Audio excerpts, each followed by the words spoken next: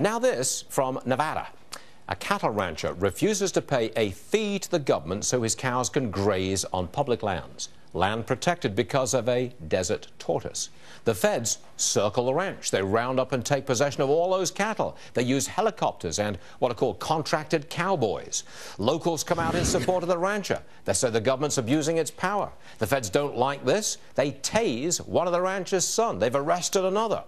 Now, another development. Local militias are responding to support the rancher. All rise. Judge Andrew Napolitano joins us this morning from D.C. Looks like a case of overreaction on the part of the federal government. What do you say, Judge? Well, it's clearly overreaction on the part of the federal government, Stuart. One thing that needs to be made known is that the government is stealing the cattle. The government is not removing the cattle from federal lands and putting it back on the ranchers' lands, and we're talking about huge amounts of lands here. We're talking about hundreds of thousands of acres. The government is taking the cattle that he has put on federal land and selling the cattle at auction. Problem number one, theft. Problem number two is the so-called First Amendment zones. The government will not permit locals who object to this show of force, who object to this draconian order of a court, this draconian manner of enforcing a court order, to stand there and protest it. They're requiring the protesters to stay 3 miles away from the area of the confrontation. Now, the last time I checked, my dear Stuart, the First Amendment zone in this country was the entire United States of America, not some webbed-off area that the feds have designated. Why have they done this? I mean, do they really need that kind of show of force? I mean, look, I'm going to compare and contrast with what's happening in Washington, D.C. today, right where you are. We can't get Lois Lerner to answer questions about what she did to intimidate the political opponents of President Obama. Can't get her to answer the question.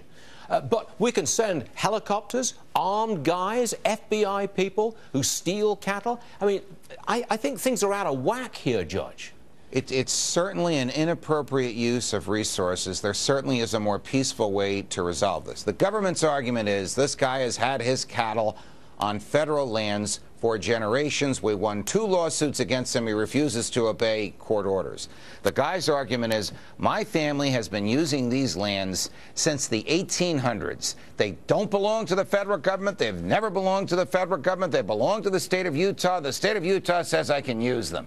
That's the standoff. For the federal government to use force, to taser people, to use helicopters, to steal cattle, and to prevent people from legitimately protesting here is reprehensible. It's an inappropriate use of federal resources. By the way, I don't know where this is going to end, Stuart. But by the way, it was taken over as public land because of the desert tortoise. So the desert tortoise is thrown into the mix here. Okay. You know, it's hard to accept the fact that because of the tortoise, you can't have the cattle. This is a decision either made by the Congress or authority that the Congress gave to our friends at the EPA, and they've made the judgment. Why the tortoise and the cattle can't coexist is beyond me.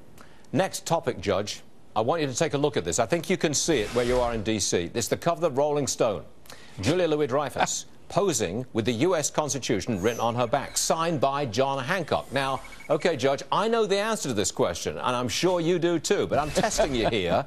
What's wrong with that, with the picture? John Hancock did not sign the Constitution of the United States.